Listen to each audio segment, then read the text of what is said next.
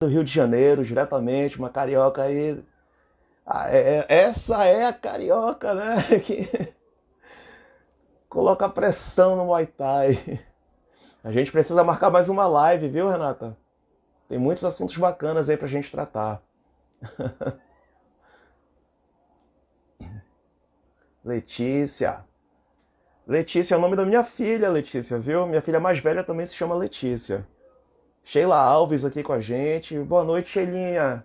Tudo bem? Muitos bibliotecários aqui na nossa live de hoje. A chapa é quente, né, Renata?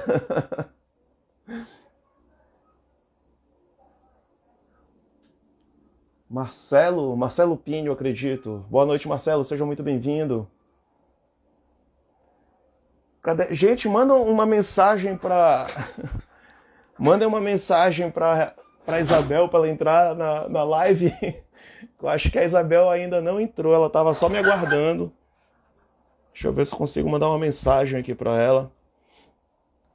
Hoje a nossa live, essa live ela vai ser um pouco diferente. Esse perfil aqui ele não era para tratar de assuntos relacionados à biblioteconomia, porém é um assunto pertinente, é um assunto muito relevante. O jogo do Leão, né, Rita? O jogo do Remo aqui, eu tô agoniado. O Remo tá ganhando de 1-0. Eu não lembrava do jogo. Aliás, eu lembrava, até desmarquei a live de hoje com o nutricionista do Clube do Remo, inclusive, o Ricardo Pereira. Ficou para amanhã. Açaí. Ô, Renata, eu vou te levar um açaí, viu, Renata?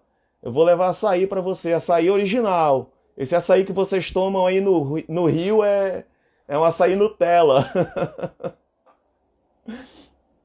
Olha a Clívia, nossa futura bibliotecária lá de Fortaleza. Oi, Clívia, tudo bem com você? Seja muito bem-vinda, boa noite.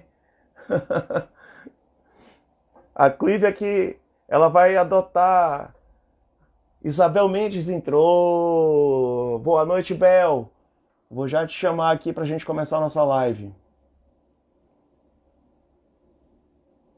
Tô só aguardando agora a Isabel entrar. Gente, me desculpem aqui que hoje eu tô com esse novo suporte aqui, que ele é meio... Boa noite, Isabel, seja muito bem-vinda.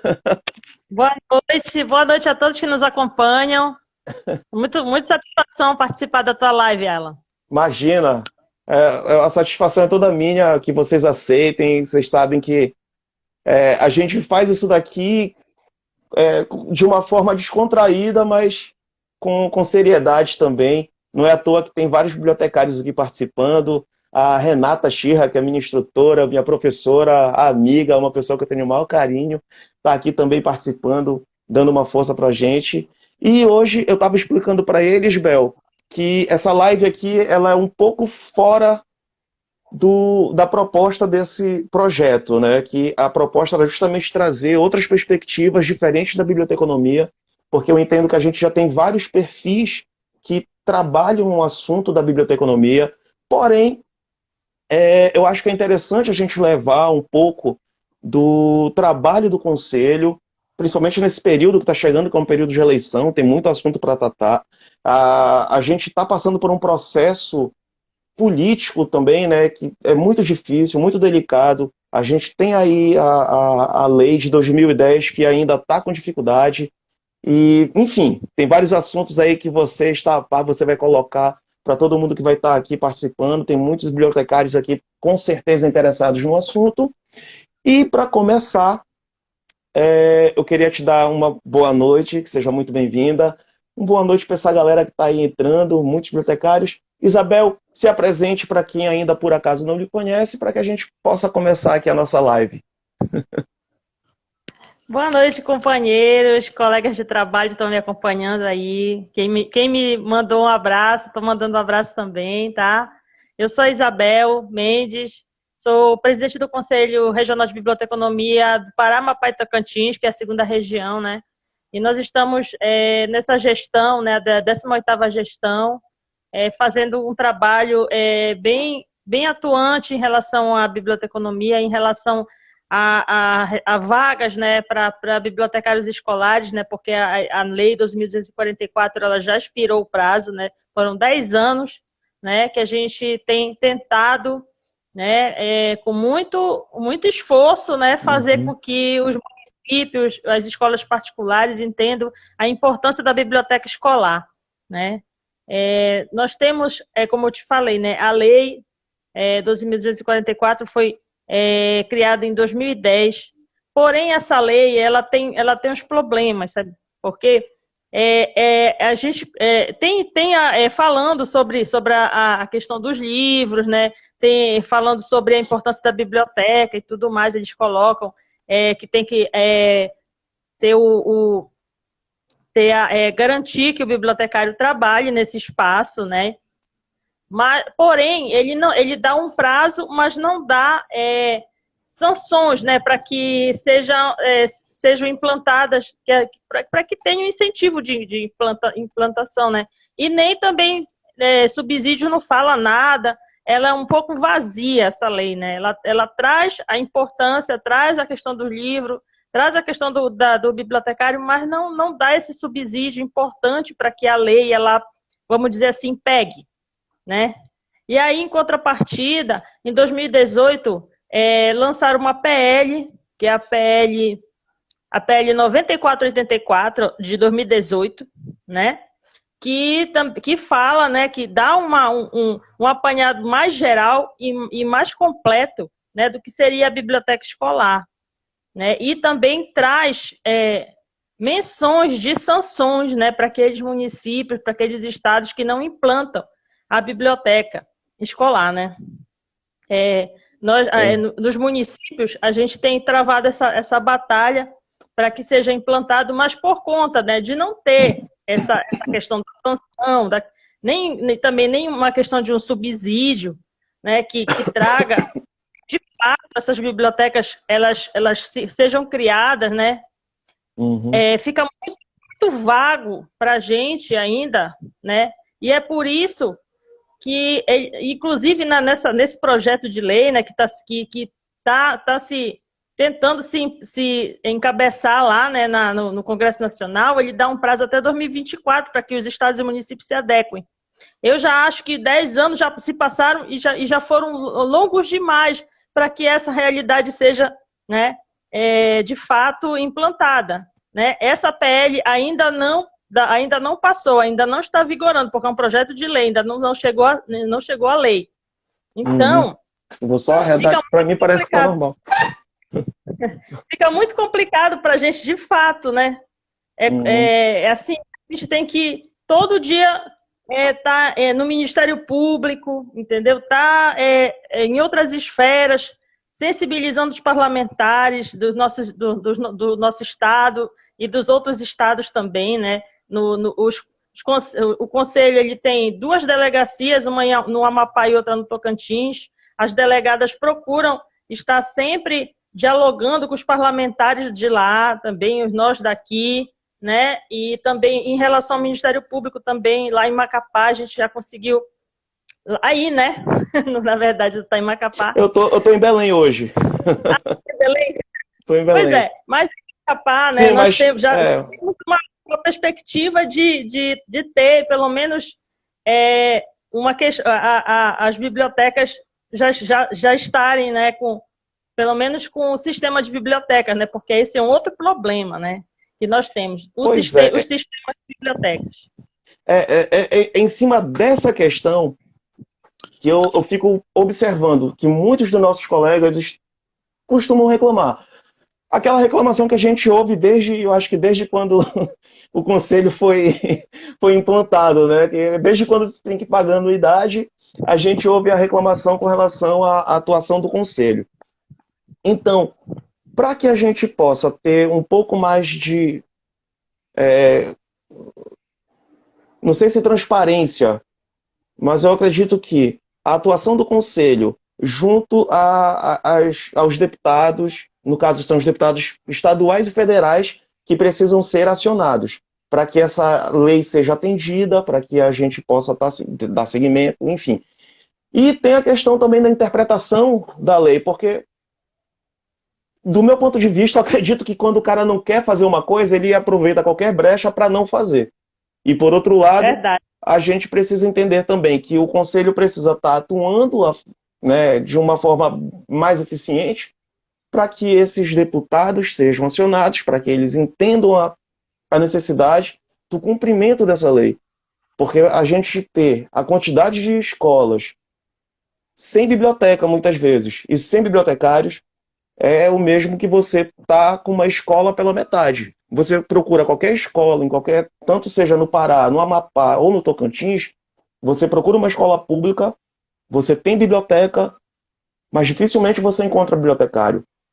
Então, 10 anos se passaram, será que não foi suficiente ainda para que houvesse esse trabalho do Conselho para que esses deputados não observassem a necessidade de fazer cumprir essa lei? Enfim, isso daí é uma questão que a gente sabe que é delicada, que a gente sabe que precisa ser trabalhada. Daí tem também a questão das dificuldades do Conselho, que a gente entende que atender 3 estados de uma região que ela é muito grande, com dificuldade de acesso, e a fiscalização, que também é um fiscal só para 3 estados. E a gente sabe também que ficou muito tempo sem fiscal. Então, tudo isso é uma coisa assim que são problemas que a gente tem que procurar, não só dizer que tem, mas também procurar solução para esses problemas. Como é que está a questão do Conselho com relação a isso? Porque não adianta mais falar dos 10 anos. Foram 10 anos de um trabalho que era para ter sido feito, que não foi feito. Talvez não necessariamente. Foi acionado o Ministério Público e tudo mais, só que só fica naquela coisa, né? É o Ministério Público, mas e o resto? Cadê? Cadê o resultado disso? Cadê a transparência disso? Então, nesse ponto, Isabel, você como está à frente do Conselho, você como a presidente, ou presidenta, como você preferir, como é que você traz uma resposta para essas pessoas que estão, assim, muito desestimuladas? Porque a gente precisa também fortalecer o Conselho. Não adianta só reclamar e não apresentar também uma proposta, né? Senão a gente fica só naquela coisa de, né? Bora enfraquecer o Conselho. Também não é por aí o caminho. A gente precisa fortalecer, que é a única entidade que a gente tem de classe aqui na nossa região. Como é que tu falas? Como é que tu tens para colocar para essas pessoas que estão muito insatisfeitas, né? Fala pra gente, Bel. Olha, deixa eu te falar. O que acontece? O Conselho, a partir da gestão já do Anderson, né, que foi de 2015 para cá, né, ele teve vamos dizer, uma modernização, né? Porque anteriormente a gente tem vários problemas, né? Vou tentar sintetizar aqui, entendeu? Uma das questões era que anteriormente o nosso site ele era vinculado a uma plataforma que não dava para a gente fazer muita coisa, entendeu? Era muito, muito basicão, entendeu? E aí o Anderson, vendo essa situação, né? Modificou para um outro site onde a gente poderia estar fazendo uma plataforma melhor. Só que como nós conselheiros, né, nós temos as comissões, tem a comissão de divulgação e comunicação, tem a comissão de fiscalização, a de prestação de contas, tem uma série de comissões, né? A gente estava desenvolvendo esse trabalho, entendeu? Assim, muito ainda engatinhando, porque a gente tem o nosso trabalho também, nosso trabalho no Conselho como é voluntário, né? Nosso trabalho é voluntário. A gente faz o que a gente consegue, né? E aí a gente teria que ter um pouco mais de dinheiro para contratar pessoas mesmo que entendem, né? De fazer mexer num site melhor, fazer a plataforma que de fato, né, atenda. A gente não se exime, né, de estar fazendo, né? E o Conselho Federal não dá um subsídio para isso? Pois é, a gente sobrevive das anuidades, né? Então, só anuidade? Isso tudo da anuidade e do que a gente consegue em relação aos processos administrativos que a gente autua as empresas, né? As instituições, né? Só que o que acontece a gente não tem conseguido tão facilmente, entendeu? Receber esses valores das instituições que a gente multa, né? Uhum. Rola o processo, aí, por exemplo, o processo é muito demorado, é muita burocratização, entendeu? Uhum. Para te explicar. E aí, quando chega lá, aí a gente manda, aí eles pedem recurso, aí vai para o Conselho Federal Uhum. se reúne, entendeu? Tem um prazo lá para os conselheiros federais darem um parecer para a gente voltar de novo, e aí o cara não paga, e a gente vai, coloca ele na dívida Uhum. ativa, Não, entendeu? Tem essa uma série de... parte a gente sabe que realmente demora, mas ela tem que acontecer, porque senão a gente nunca vai conseguir nada, né? Eu acho, a gente A precisa, gente o conselho precisa estar autuando, precisa estar e, fiscalizando. Só que daí o que eu te pergunto é, os recursos que vão para o conselho, eles, eles provêm da anuidade dessas multas, mas demora, a gente sabe que demora, não é do dia para a noite também, é demorado porque tem todo o processo jurídico e isso realmente demora. E o Conselho Federal ele não dá também um valor para que seja administrado pelo Conselho? Ou seja, olha, deixa eu te explicar. não seria interessante fazer um trabalho mais direcionado para a questão da fiscalização, que é justamente para que aumente o fluxo e, de uma certa forma, é, é, force essas instituições a contratar mais bibliotecários para que tenha mais gente contribuindo com o conselho, né? Daí vai aquela questão também de fazer aquele trabalho de conscientização, né, e tal, que realmente é bem complicado, porque eu acho que o diretor da escola ele não pensa, ele não quer nem saber. A impressão que dá é que o diretor da escola não está nem aí para educação, ele quer mais é só saber do lucro mesmo, né?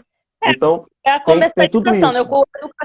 A educação virou um comércio hoje, virou um É. comércio, entendeu? E eles não estão interessados em qualidade, eles querem quantidade, né? Quantidade de dinheiro, Uhum. quantidade de alunos, né? Sim. Mas voltando para a questão do Conselho Federal, vamos dizer assim, o Conselho Uhum. Federal ele sobrevive da arrecadação que cada conselho faz na sua região, né? Uhum. Nós damos Tem um 25% do percentual. nosso faturamento, Uhum. 25% do nosso faturamento vai para o Conselho Federal, e assim ele consegue desenvolver as ações lá em Uhum. nível federal, vamos dizer assim, uma assessoria parlamentar, né, que acompanhe lá os projetos que estão Uhum. tramitando no Congresso Nacional, algumas outras coisas que eles que precisem lá, né, também Uhum. fazer, realizar, né, porque Sim. como está no centro do poder, né, então eles estão ali fazendo aquele jogo ali para tentar conseguir os ganhos para os conselhos, né? E aí a gente também fica um pouco também prejudicado porque sempre, né, em toda a existência do conselho nunca teve assim, vamos dizer, 100% de anuidades pagas, né? E isso Uhum. reflete, né, na questão da fiscalização. Por exemplo, ano passado, antes da pandemia, né? Aliás, minto, foi em 2018, no final de 2018 para início de 2019, nós ficamos sem fiscal, né? E não conseguimos contratar uma nova fiscal por falta de verba mesmo, né? Então a Uhum. gente precisa receber alguns valores para a gente poder contratar. E aí, quando a gente pôde contratar uma fiscal, que ela já estava se encaminhando para ir fiscalizar, aí aconteceu a questão da pandemia, Veio a né? Mas a pandemia e gente atrapalhou.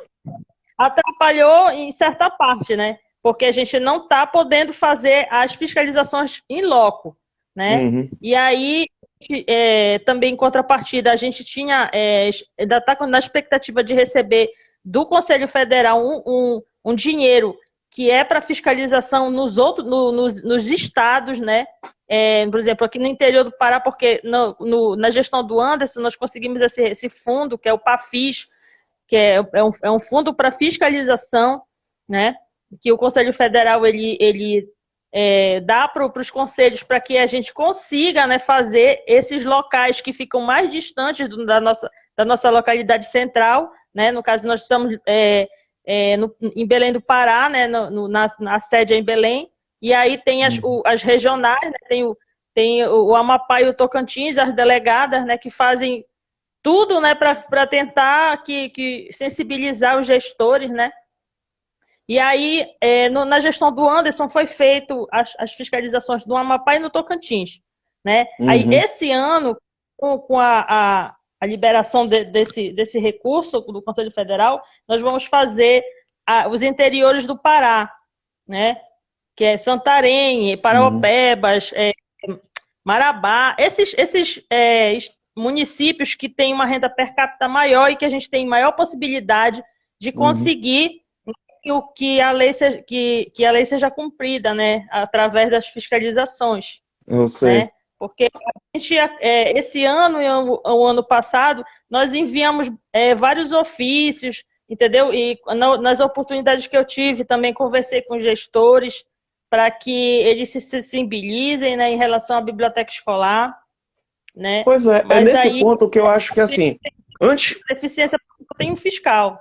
Pois é, porque antes de eu vir para cá, atualmente eu estou atuando na biblioteca universitária. A gente sabe que a gente só é contratado porque o MEC exige que haja bibliotecário nas faculdades, porque se não fosse isso, a gente também estaria sem a nossa garantia, né, de profissão. E eu acho que seria um movimento parecido que deveria ser cobrado das secretarias de educação do Estado. Porque antes de vir para cá, depois que eu saí de uma biblioteca universitária em Belém e comecei a prestar serviços de... eu estava só assessorando as escolas. Eles não estavam contratando bibliotecários.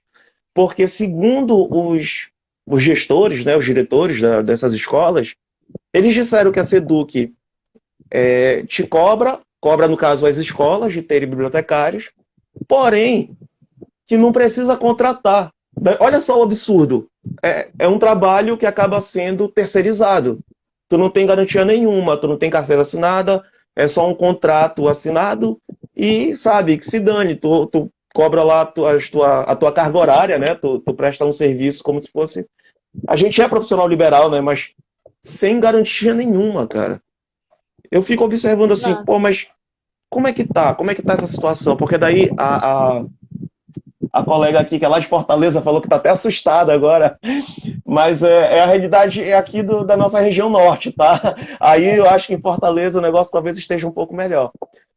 Mas assim, o que a gente percebe, Isabel, é que a gente precisa estar também com a nossa parte jurídica melhor assessorada, não sei, de repente, ou o trabalho está muito sobrecarregado, eu não quero também desmerecer o trabalho do advogado do conselho, por favor. Mas a gente entende também que é um trabalho muito árduo, porque além da conscientização, que, pelo visto, as escolas não querem saber de conscientização, é só pela via, de fato, no caso jurídica mesmo, que a gente vai conseguir angariar o que a gente precisa. E nesse sentido, como é que está a conversa do jurídico? Como é que a gente pode encontrar uma luz para essa situação, Isabel? Fala para a gente aí. Deixa eu te falar. Em relação aos concursos públicos aqui no Pará, né, nós temos batalhado lá com o Ministério Público, né, e já tivemos uma reunião ano passado, juntamente com a SEMEC, com a SEMEC Belém e com a SEDUC, né, e que foram garantidos que nós teríamos, né, o concurso público, né, para preenchimento de vagas para bibliotecário. Porém, veio a pandemia, né, porque o concurso seria lançado, inclusive a Prefeitura de Belém lançou o concurso, né, em meados de março. Né? Só que aí veio a pandemia e aí atrasou todo esse calendário. Né? Quer dizer, essas vagas elas estão a priori garantidas para bibliotecário no estado do Pará e no município de Belém. Mas com a pandemia... Mas isso é concurso, né, Bel? É a questão também das particulares, porque são muitas. Sim, pois é. Mas o que acontece? Eu vou explicar para ti. A gente tem também travado uma luta, também tem conversado com os parlamentares, e agora esse período é essencial para a gente fazer isso, é que a gente faça, inclusive eu vou fazer algumas lives nesse sentido, entendeu? Para que os novos gestores agora, entendeu? A gente consiga um espaço, de fato, nos conselhos municipais e estaduais de educação. Porque é lá que a gente tem que estar inserido para que essa realidade mude. Entendeu? Porque enquanto o bibliotecário não fizer parte da educação, porque fizeram a lei, né? Só que olha, um exemplo agora é o Fundeb, né? Foi votado o novo Fundeb, né? Não teve só uma menção a bibliotecas e bibliotecários, mas de fato ainda não temos a garantia de que a biblioteca e o bibliotecário estão inseridos na educação, visto que nós temos a lei, né? A lei 12.244, que deveria ter É isso que eu fico assim, eu fico injuriado, sabe, meu? Porque, assim, a gente é marginalizado, né? A gente está inserido no contexto da educação, mas marginalizado. Não, de fato não, né? Mas daí também é uma questão, a gente tem que fazer. A gente tem várias questões aí, que são a questão cultural, né? Então, além da gente precisar fazer esse trabalho de conscientização, a gente precisa vencer também um preconceito muito grande contra a nossa profissão. A gente é visto de uma forma pejorativa pela sociedade, né? Aqui mesmo, estava aqui, eu acho que era o Diego que entrou, ele sempre faz umas críticas muito fortes com relação à atuação do bibliotecário, mas se a gente for analisar o perfil do bibliotecário, a gente tem dois tipos, né, de perfis. E realmente tem gente que está ultrapassada, que não consegue acompanhar as atualizações, e a gente precisa mudar isso também de uma forma muito drástica. A gente precisa sair daquele marasmo, né, de trás da mesa e começar a aparecer, começar a falar mais, começar a mostrar para a sociedade, de fato, como é que o bibliotecário pode estar atuando e contribuindo. Porque parece que a gente não tem isso. O sinal aqui parece que está cortando. Não, você está me ouvindo, Bel? Está me ouvindo? Estou normal. Ah, tá bom. Eu fico bastante feliz porque a nossa realidade ela tende a mudar. Por quê? Eu te falo isso. A gente já vê vários bibliotecários já se candidatando, né? Aí a vereadores, a deputados. Isso, né? O que é importantíssimo. Né? Que é deputada federal, que também está atuando em relação à biblioteca. Né? Com certeza. Então, é nesse sentido que a gente tem, o bibliotecário tem que se engajar mais. Eu sempre falo isso em todas as minhas falas. O bibliotecário ele tem que assumir esse poder, esse cunho social que ele tem, entendeu? Não é só trabalhar no aspecto técnico, ele tem que trabalhar para a sociedade. E para a gente vencer essa barreira da biblioteca escolar, é imprescindível que a gente esteja inserido nesses espaços, entendeu? De discussão política, sim, sabe? Porque é aí que a gente vai conseguir mudar a realidade do bibliotecário, inclusive salarial. Porque em relação ao salário do bibliotecário para bibliotecas escolares, é muito baixo em relação à biblioteca. Baixo. Com certeza, entendeu? Então, quer dizer, e essas bibliotecas escolares, principalmente as particulares, tem muitas delas que querem um salário mínimo para o bibliotecário. Quer dizer, o cara estuda, tem toda uma formação, tem ideias maravilhosas para fazer. É absurdo, espaço, né? Querer pagar um salário mínimo para alguém com uma formação superior e com uma responsabilidade educacional como é a do bibliotecário. Né? Até isso afasta. A gente tem, eu vejo os perfis, por exemplo, da mocinha da Bíblia, que ela está sempre fazendo um trabalho muito bom, só que é diferenciado, né? Não é em todo lugar que você vai encontrar um trabalho bom que te dê uma valorização. Enfim, eu fico assim, até afasta a gente desses locais. Por exemplo, se não fosse para a Rita tá falando alguma coisa sobre... Tá batendo palma. Se não fosse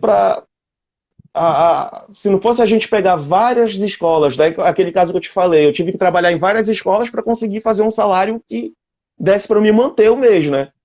Então, assim, se a gente não fizer isso, se a gente não se desdobrar, a gente não consegue viver da biblioteca escolar. Né? Daí, mas é por amor. Não, pera lá. A gente tem que parar com essa história de fazer o trabalho por amor. Não. Vê se o advogado faz o trabalho dele por amor. Ninguém faz o trabalho por amor. A gente faz o trabalho porque a gente é bom no que a gente faz. E a gente precisa ser valorizado, sim. Né? A gente precisa cobrar essa valorização. Daí, a gente não tem sindicato, não tem outra coisa. A gente só tem o conselho. Se a gente só tem o conselho, a gente precisa se apegar ao conselho, fortalecer o conselho, fazer com que o conselho consiga trabalhar para que a gente possa ter garantido pelo menos os nossos direitos. E aí a gente entende também o lado de quem não consegue pagar o conselho porque o pessoal não está trabalhando, né? Daí não está trabalhando, não tem como pagar o conselho também. Então tem tudo isso. uma coisa está ligada à outra, não dá para a gente se desvincular. A gente precisa entender também a necessidade das pessoas.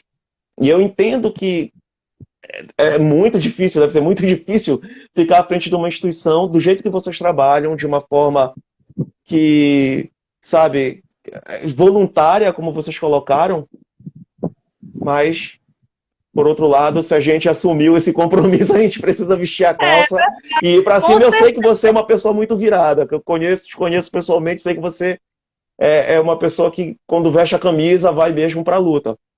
Eu queria até te parabenizar por isso. E a intenção dessa live, no caso, é justamente para poder levar as pessoas que às vezes têm as críticas, mas às vezes criticam por criticar. E a gente sabe também que nada é perfeito, mas a gente procura estar acertando também. E eu sei que você é uma pessoa que recebe bem as críticas e vai absorvê-las. Por isso, queria até deixar o espaço aberto aí, para que as pessoas possam estar contribuindo, perguntando, né? Porque a gente precisa realmente se unir e procurar aí ver onde é que está essa ferida para poder melhorar.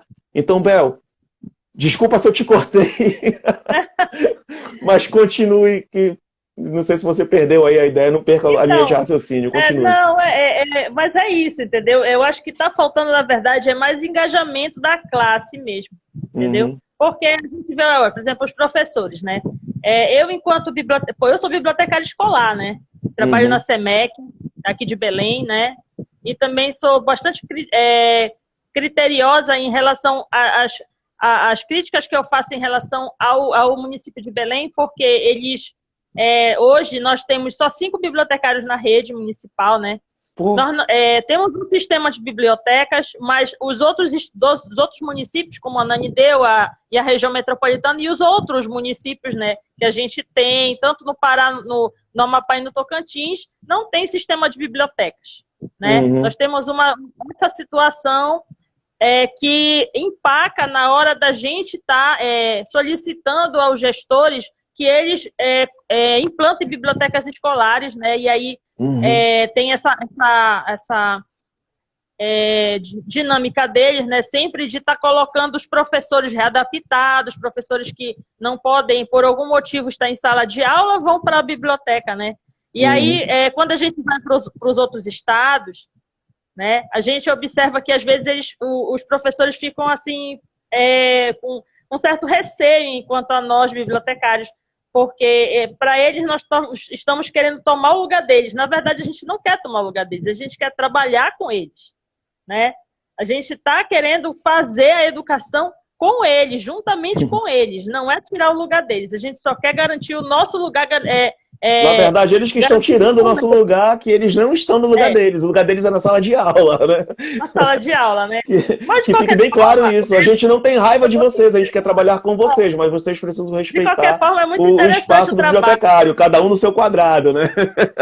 De qualquer forma, é muito interessante o trabalho juntamente com o professor, porque ele tem uma abrangência pedagógica maior do que a nossa, né? Que a nossa formação ainda não acompanhou, né, essa mudança, né, de paradigma para os bibliotecários, né? Também a gente discute muito com o curso de biblioteconomia, né, a faculdade, a questão da mudança também do curricular, né? Colocar mais biblioteca escolar, colocar mais aspectos da biblioteca escolar, formar o bibliotecário melhor na faculdade para estar atuando nesses espaços, né? E em relação à lei, né, ela não acontece por essas questões, porque o bibliotecário ainda não está inserido no espaço da educação, porque ele tem que estar no sistema de bibliotecas escolares como gestor, né? Tem que ser implantado.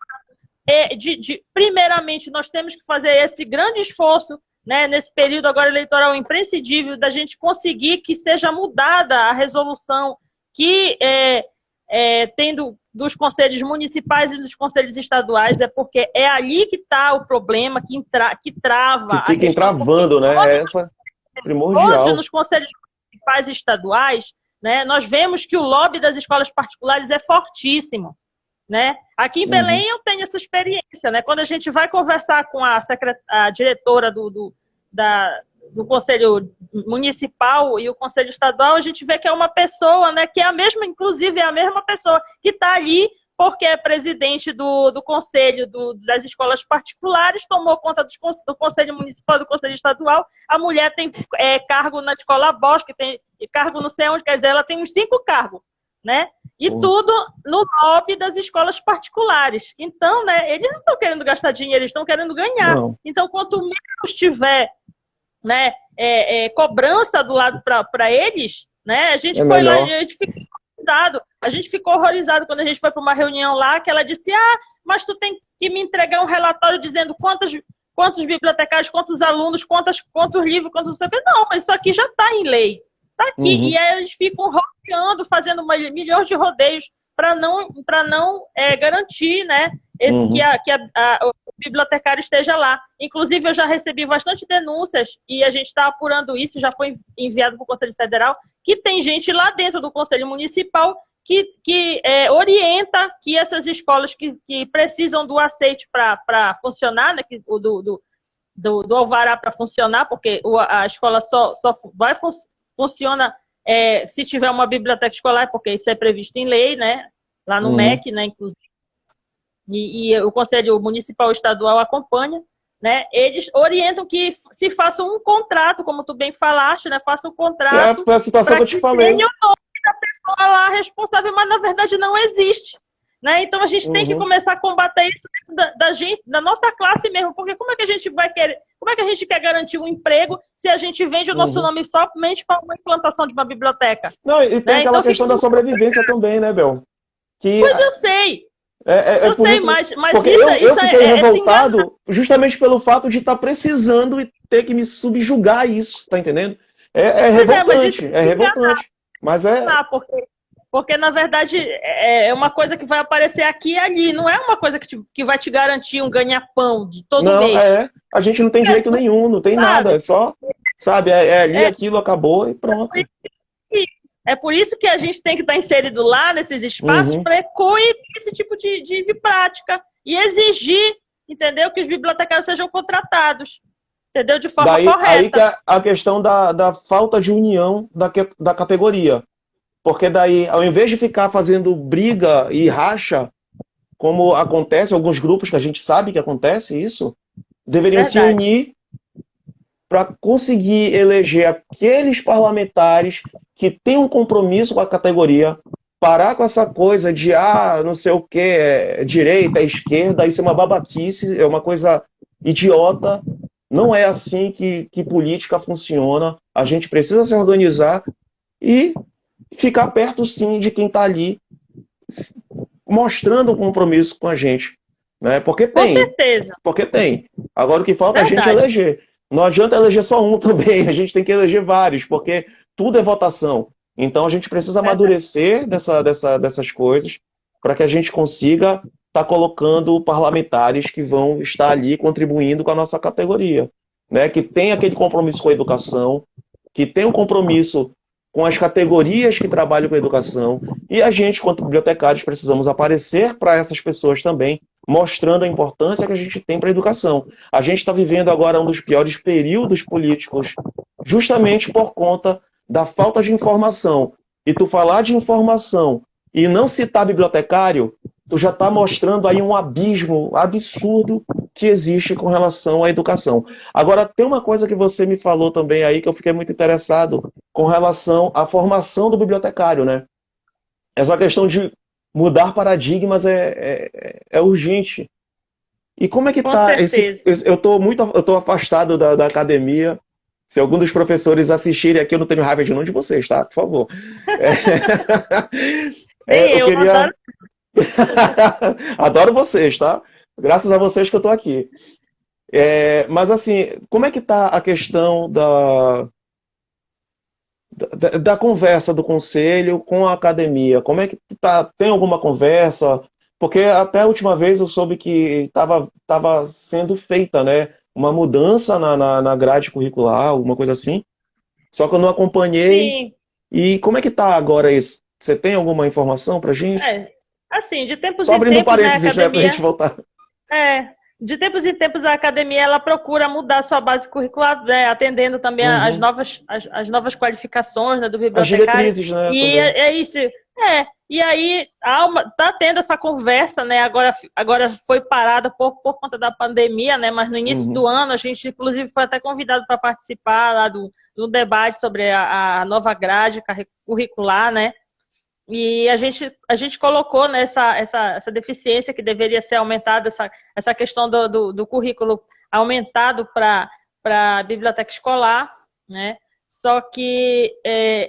E também a gente teve uma reunião também com o professor Williams em relação aos cursos EAD, né, de biblioteconomia, que vão ser implantados nas universidades federais, tanto do Amapá quanto do Tocantins, quanto do Pará, nos polos, né, nos campi, né? Nesses campi que tem mais abertura, né? Como o de Marabá, Santarém, enfim, esses campos, né?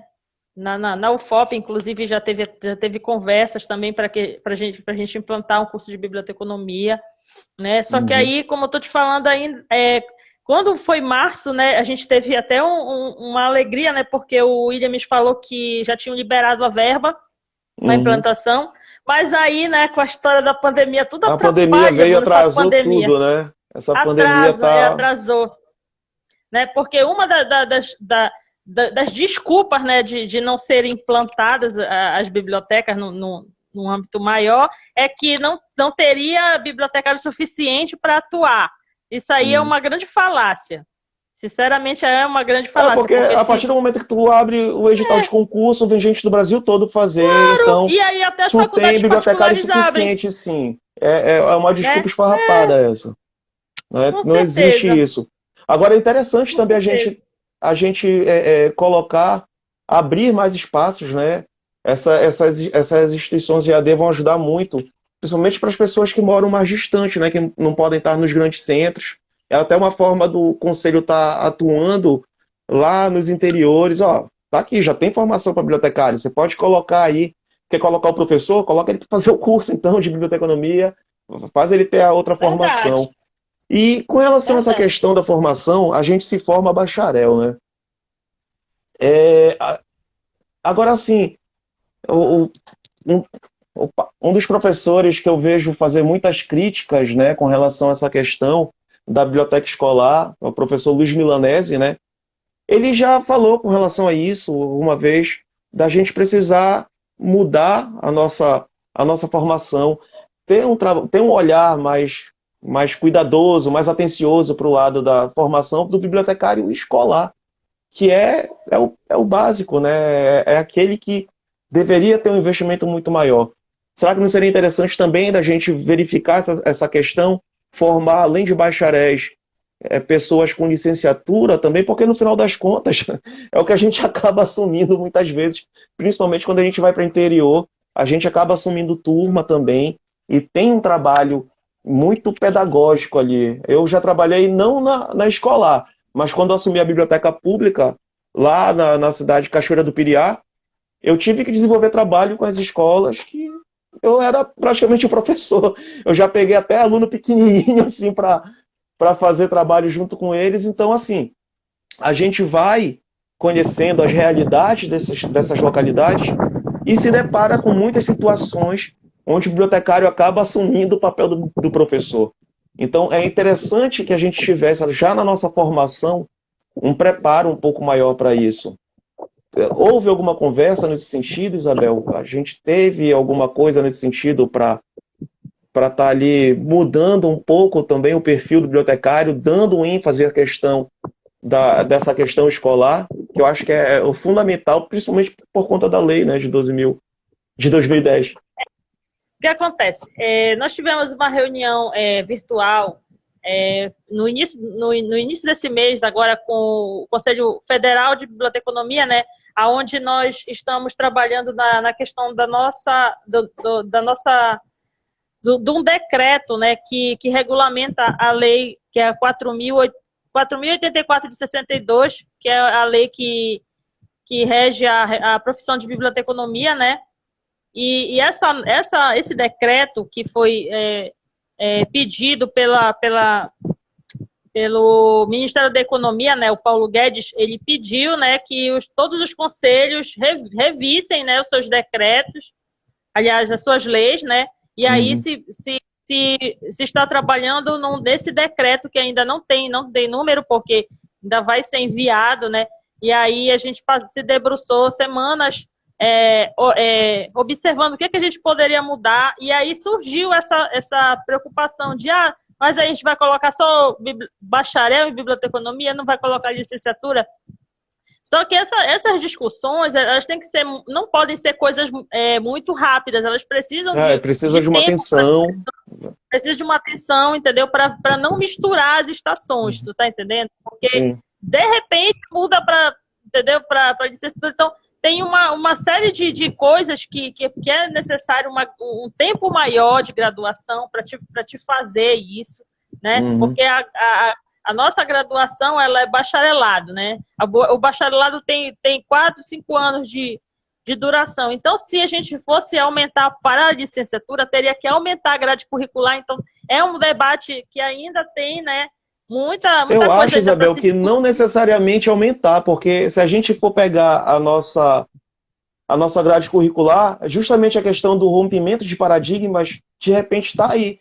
A gente perde muito tempo com coisa técnica que às vezes é até descartável já. A gente tem que estar atento também para essa questão da mudança da nossa realidade, né? Tem coisa ali que a gente já poderia fazer algumas revisões. Por isso a questão da discussão, né? Justamente sentar e conversar, que de repente ver o que pode eliminar, para de repente não precisar aumentar tanto essa carga, essa carga, né, de créditos que precisa cumprir.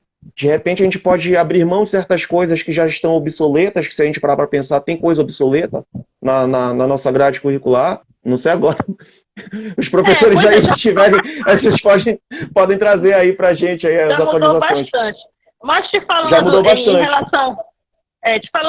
Em relação a esse decreto que o Ministério da Economia quer que seja anexo, né, à nossa regulamentação de profissão, ela vai regulamentar a profissão do bibliotecário e também a profissão do técnico em biblioteconomia, né, porque o técnico acabou ficando de fora com a questão da lei dos técnicos, né, que a priori seriam, eles só podem trabalhar com a supervisão de bibliotecário, né, e teriam que ter um registro no conselho regional, né, para que fosse regulamentada a profissão, né, e tudo mais, né. Só que aí o governo Bolsonaro acabou vetando essa parte aí de liberação desse profissional se cadastrar no conselho, né? E aí, com esse decreto, a gente está tentando novamente que esse profissional ele tenha um amparo, porque essa questão dele contribuir ou não com o conselho é uma coisa importante para ele, porque ele vai ter um amparo, né?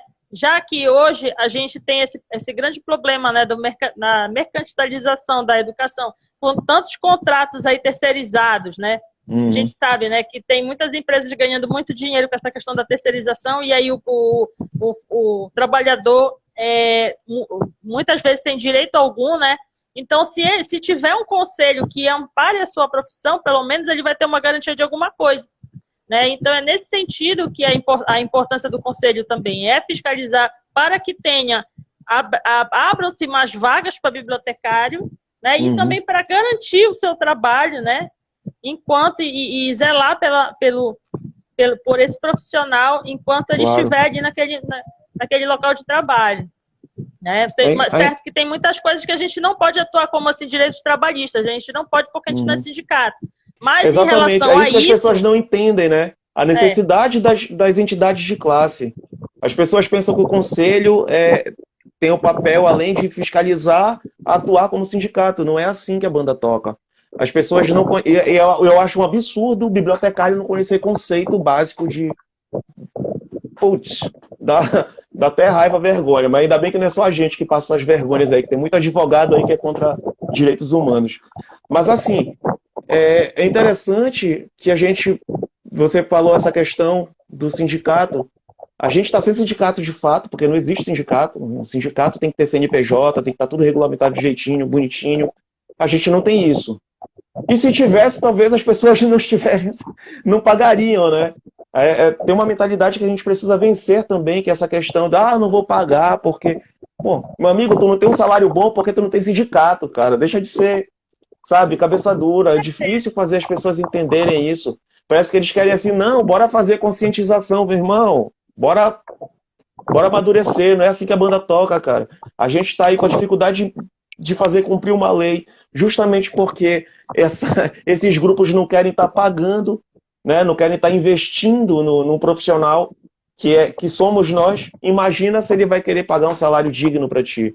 É É uma assim, mentalidade assim que a gente precisa modificar, sabe? E ao mesmo tempo a questão do engajamento do profissional. Daí, eu não me lembro quem foi que falou, uma vez eu fiz esse comentário e as pessoas falaram, ah, não vai lá fazer o sindicato. Meu, gente, o Mandurinha só não faz verão, né? A gente com precisa, certeza, é preciso a gente precisa engajamento se de unir todos. nisso daí. Não é assim tão fácil. Se a gente tivesse um grupo de pessoas boas que realmente entendessem a importância do sindicato e para que ele serve, qual a finalidade dele, pô, seria maravilhoso. A gente tem no Rio de Janeiro um sindicato muito bom, muito atuante. A gente poderia aprender São Paulo, muito com eles. Em São Paulo também, né? Então a gente tem pessoas que podem estar ali auxiliando um grupo daqui para que a gente pudesse estar atuando melhor, formando nosso sindicato, que não é um bicho de sete cabeças, mas a gente precisa de gente com engajamento e a nossa categoria precisa de consciência coletiva de classe para que a gente ciência de classe. fortaleça. Sem isso, não adianta. A gente vai estar discutindo aqui, é o mesmo que falar com o vento e não vamos sair disso, né, Vel? Você sabe melhor que eu disso. É verdade. Isabel, o nosso tempo aqui está quase acabando. A gente está falando muito sobre a questão da lei, essa dificuldade de implementação, você já colocou, já deu uns pareceres muito importantes. A Rita Almeida, Rita, eu te adoro, viu, Rita? A Rita está falando aqui que ela conhece tantas histórias de bibliotecas, né, durante as visitas do MEC, a gente sabe bem, né, não só a biblioteca escolar, viu, Rita? As bibliotecas também universitárias aí têm umas artimanhas violentas, né? A gente sabe que a Rita mencionou a questão da consciência de classe. Isso daí é fundamental.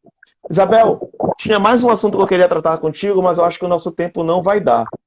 Só que desde já, eu quero deixar para você o espaço aberto para que você possa retornar aqui se houver necessidade. Então, bora aproveitar esse momento. Deixa eu só ler aqui a pergunta. Acho que é uma pergunta da Giza. Oi, Giza, tudo bem com você? A Giza também me ajudou muito durante a graduação. Cadê? Como o conselho pode intervir em casos de grandes companhias que estão desligando bibliotecários e deslocando bibliotecários para assumir mais bibliotecas? Você entendeu? Como é que o conselho pode intervir em casos de grandes companhias que estão desligando bibliotecários e deslocando os poucos que têm para assumir mais bibliotecas? Como é que pode ser, Isabel, isso daí? Nós tivemos uma discussão também em relação a isso nessa reunião que teve com o Conselho Federal, porque o que acontece? O Conselho Federal ele tinha lançado em 2018 uma resolução que falava que um bibliotecário poderia ficar responsável por 4 bibliotecas. Isso era uma legislação que fala sobre a biblioteca escolar, né? Uhum. Aí, agora em 2020, lançaram uma outra resolução, né, a 220 de 2020, né, que preconiza que o bibliotecário deve...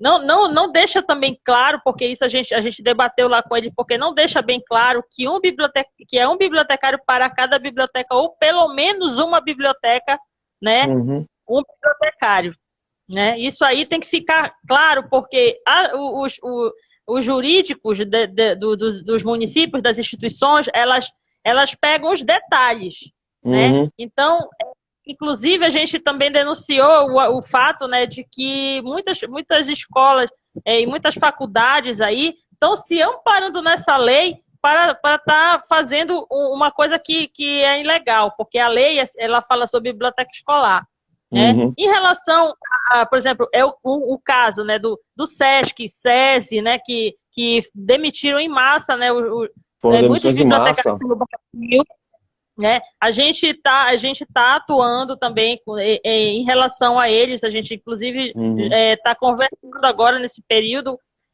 por conta deles também terem demitido aqui, também no Pará, né? Estamos fazendo pressão para eles contratarem, porque eles não podem ficar sem Aqui, eu acho que é o bibliotecário. Brasil todo, né? Porque aqui também lá em Macapá, lá no Amapá, demitiram também muitos bibliotecários lá. Pois é. Pois é, não, mas é também nesse caso, né? A gente está atuando também nesses casos. Uhum, A gente recebe a denúncia, a gente autua a instituição, né? Como foi autuado aqui em Belém contra o Macapá, né? uhum.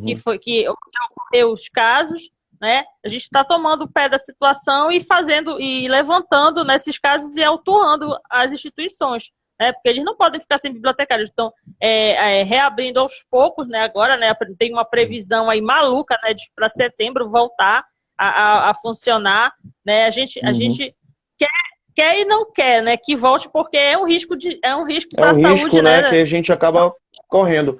Aqui, a Giza está falando da Croton, né, que é uma instituição privada, né, Sim, que está fazendo essa mesma coisa de demitir já em fez, massa, né?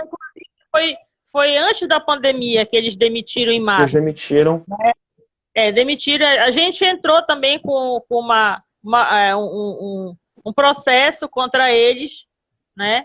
E aí eles estavam atuando inclusive, em Tucuruí e esses outros estados aí bem longe, né? A gente está fazendo o que a gente pode por conta de não ter recursos, né? Como eu te falei, a Uhum. nossa arrecadação esse ano é bastante baixa, né? Só 33% dos bibliotecários registrados pagaram anuidade. Então, nós estamos numa situação muito complicada, né, É para complicadíssimo isso. pagar passagem aérea para Uhum. enviar um fiscal em loco, porque, na verdade, quando a gente envia o nosso fiscal, né, surte mais efeito quando, Uhum. a autuação, né? Quando a gente autua, assim, só por saber da Uhum. situação, né, enviar, pedir documentação porque a gente indaga, né? A gente pergunta, eu quero o documento do bibliotecário que atua na sua instituição. Aí ele manda dizendo que não tem, aí a gente autua, né? Aí tem Uhum. toda uma situação.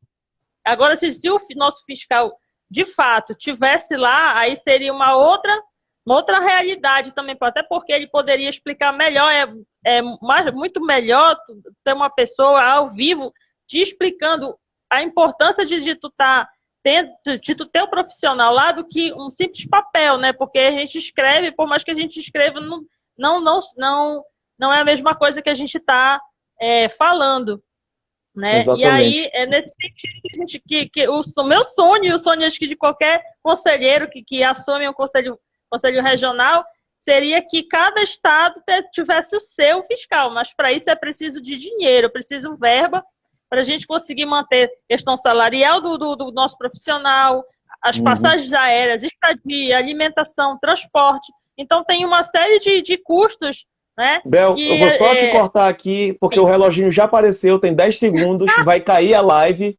Só que daí, continua aí online, que eu vou te chamar para a gente dar continuidade, tá bom? Que o assunto aí tem muita coisa para